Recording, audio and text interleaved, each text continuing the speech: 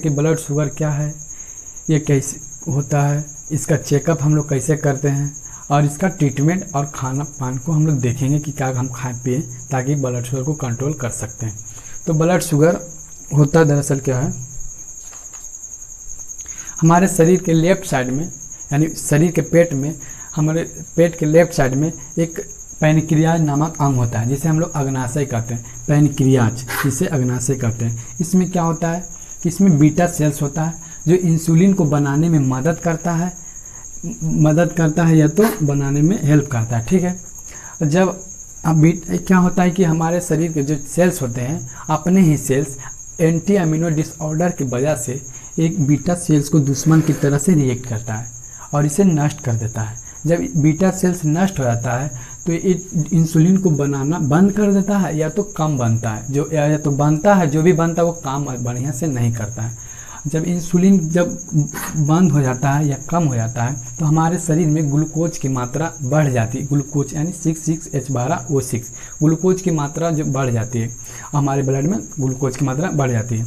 होता है क्या दरअसल कि जब हम ग्लूकोज को लेते हैं तो ये ग्लूकोज हमारे शरीर में जो सेल्स होते हैं वो सेल्स में जाकर ब्लड में नहीं फ्लो होकर ये सेल्स में जाकर स्टोर हो जाता है एनर्जी के रूप में। जब हम खाना नहीं खाते हैं तो यही एनर्जी हम लोग को शरीर को एनर्जी देने का काम करता है।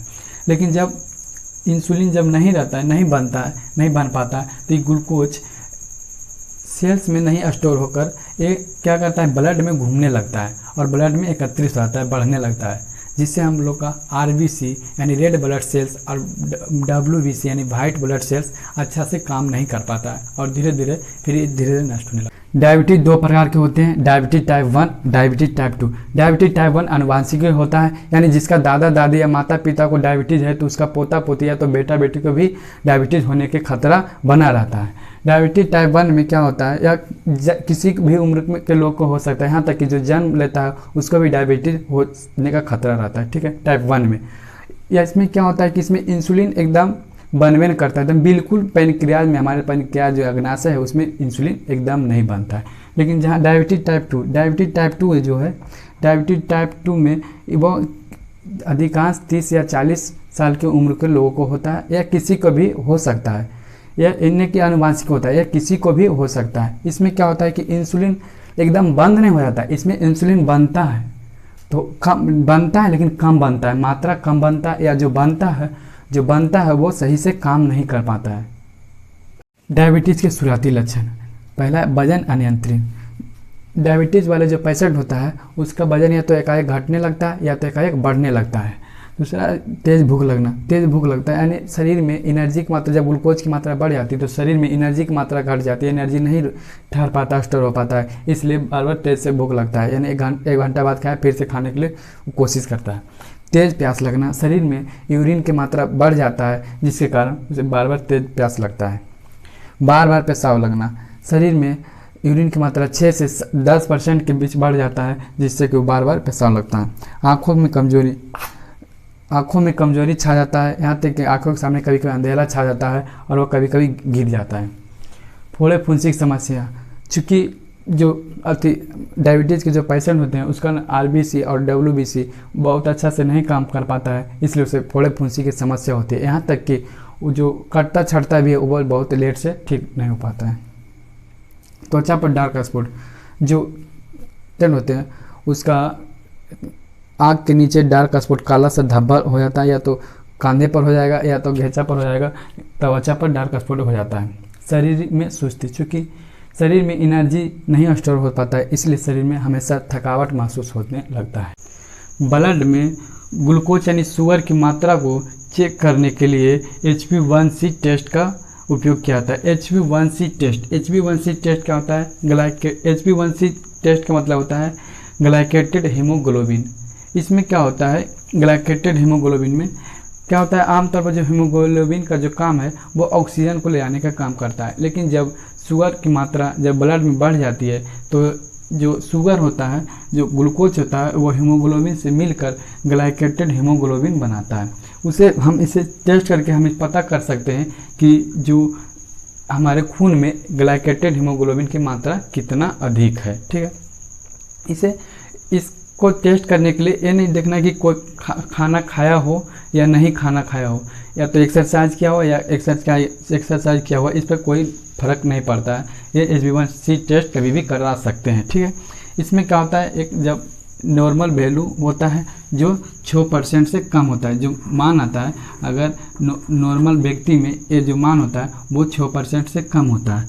वहीं प्री डायबिटीज़ वाले लोगों को 6% से 6.5% के बीच में अगर जो रहता है उसे प्री डायबिटीज़ कहते हैं। प्री डायबिटीज़ क्या होता है? प्री डायबिटीज़ वाले लोग वैसे लोग होते हैं जो उस डायबिटीज़ के भी शिकार नहीं है, लेकिन अगले 5 या 10 साल में वो डायबिटीज़ के मरीज़ बन जाएंगे, ठीक है। अगर वो अभी से ही अगर दवा खाते हैं तो उसे कंट्रोल कर सकते हैं। डायबिटीज़ में जो होता है इसका मान होता है वो 6.5 से 6.9% के बीच में अगर आता है तो वो डायबिटीज़ के पेशेंट बन जाता है। 6.9 से या 6.9 से अगर अधिक रहता है 6.9 से अगर अधिक रहता है तो वो डेडली माने घातक बन जाता है, जिससे कि किडनी रोग होने का खतरा बना रहता है। इसे चेक करने की दूसरी विधि है जो हम इसे घर में पर भी कर सकते हैं। इसे हम लोग कहते हैं ग्लूको। इसमें एक ग्लूकोमीटर होता है, ठीक है। ग्लूकोमीटर विधि द्वारा हम लोग इसे घर पर भी चेक कर सकते हैं। इसमें क्या होता है, एक अल्कोहल स्वैब होता है, जिससे जहाँ पर से आपको ब्लड निकालना होता है उस वहाँ पर आपको इससे अच्छी तरह से साफ़ करना पड़ता है। इसे अल्कोहल स्वैब या नहीं रहेगा तो इसे साबुन से भी आप साफ़ कर सकते हैं। दूसरा होता है लेंसेट होता है। इसमें आपको नीडल होता है जिसे आपको सेट करना होता है। आप जिस तरह से मोटाई के अनुसार 2 या 3 या 1 करके आप नीडल को सेट कर सकते हैं, ठीक है। इस एक होता है लेंसेट डेविस। जो लेंसेट डिवाइस होता है इसमें बहुत सारा लेंसेट होता है, एक से अधिक लेंसेट डिवाइस होता है, इसमें रखा रहता है। एक गोल तरह का डब्बा तरह होता है, ये होता है। और दूसरा होता है ग्लूकोज स्ट्रिप होता है। ग्लूकोज स्ट्रिप से इसमें से ग्लूकोज स्ट्रिप को निकालकर ग्लूकोमीटर में लगाया जाता है, ठीक है। और लेंसेट से जब नीडल को सेट किया था उसके बाद उसको पिक किया था, उसमें जो ब्लड आता है उसके बाद यहाँ पर ग्लूकोमीटर पर डाला जाता है। जब ग्लूकोमीटर पर जब डाला जाता है तो 5 या 10 सेकंड में करीब 5 सेकंड में आपका जो ग्लूकोज का जो शुगर लेवल है वो रीडिंग ग्लूकोमीटर पर हो जाता है। अगर इसका रीडिंग होता है जिसे हम लोग mg/dl में करते हैं, जैसे मिलीग्राम पर डेसीलीटर। अगर 70 से 100 रहता है, 70 से 100 mg/dl रहता है तो ये नॉर्मल व्यक्ति में 70 से 100 रहता है। खाना खाने के पहले भी इसको चेक किया जा सकता है और खाना खाने के बाद। अगर खाना खाने के पहले और खाना खाने के बाद अगर चेक करते हैं तो ये दोनों में बदलाव हो जाता है। खाना खाने के पहले ये जो आम आदमी में जो इसका रहता है ग्लूकोज जो लेवल रेंज रहता है वो 70 से 100 mg/dl होता है, मिलीग्राम पर डेसीलीटर होता है। लेकिन जब खाना खा लेते हैं तो यही है जो mg/dl 70 से 140 mg/dl हो जाता है। प्री डायबिटीज़ वाले वाले लोग होते हैं उनका जब खाना खाने से पहले उनका जो होता है ग्लूकोज की मात्रा होता है वो 101 mg/dl से 125 mg/dl तक होता है, और खाना खाने के बाद 141 से 200 के बीच होता है, ठीक। लेकिन जब डायबिटीज़ वाले मरीज जो पेशेंट होते हैं उसको 125 mg/dl से अधिक होता है, 125 mg/dl से इसका अधिक हो जाता है खाना खाने के पहले। लेकिन जब खाना खा लिया जाता है तो 200 से mg/dl से अधिक हो जाता है। कभी कभी ग्लूकोमीटर पर क्या होता है कि आपका mmol पर लीटर इसी तरह से लिखा होता है। इसका मतलब होता है मिलीमोल पर लीटर। इस होता है जो यूरोपीय देश में होता है ना, इसे mg/dl हम लोग कहते हैं। वो यूरोपीय देश वाले लोग मिलीमोल प्रति लीटर के रूप में ग्लूकोज की मात्रा को मापता है, जिसे हम लोग इसे mg/dl को mmol में प्रति लीटर में कैसे बदल सकते हैं। तो इसे हम लोग जानते हैं कि एक मिलीमोल बराबर होता है 18 mg/dl, यानी 1 मिलीमोल बराबर 18 मिलीग्राम प्रति डेसीलीटर होता है। हम लोग देखते हैं डायबिटीज़ के ट्रीटमेंट के बारे में, यानी उपचार के बारे में। डायबिटीज़ के उपचार के बारे में, जैसे टाइप 1 जो डायबिटीज़ वाले जो मरीज़ होते हैं, पेशेंट होते हैं, उनके पैनक्रियाज में इंसुलिन एकदम बनवे नहीं करता है, तो उससे क्या होता है, बाहर से इंसुलिन की इंजेक्शन दी जाती है। और जो टाइप 2 वाले डायबिटीज़ होते हैं उसे ज़रूरत पड़ने पर इसका इंजेक्शन दिया जाता है, लेकिन अधिकतर उसे टैबलेट देकर, डॉक्टर द्वारा टैबलेट देकर उसे पैनक्रियाज को जो इंसुलिन उत्पन्न करने के लिए प्रोत्साहित किया जाता है, लेकिन ज़रूरत पड़ने पर उसे भी इंसुलिन की इंजेक्शन दी जाती है। और इंसुलिन जो इंजेक्शन दी जाती है उसे इंसुलिन थेरेपी कहते हैं। तो इंसुलिन की थेरेपी के लिए हम लोग क्या करते हैं, पहले एक अर्थी होता है, इंसुलिन पेन होता है, जिसे हम लोग इसे पाछे वाले एक अर्थी होता है, इसे डायलर कहते हैं, इसके पाछे होता है, इसे प्लंजर कहते हैं, और इसके आगे एक थोड़ा सा टाइप रहता है, इसमें लिखा रहता है 5-2 इसी तरह से लिखा रहता है, उसे कार्टेज कहते हैं, और एक नीडल होता है। नीडल एक नया नीडल होना चाहिए, हर बार जिस तरह इंजेक्शन देने पर हर बार एक नया नीडल होना चाहिए। इस नीडल को कार्टेज में सेट किया जाता है।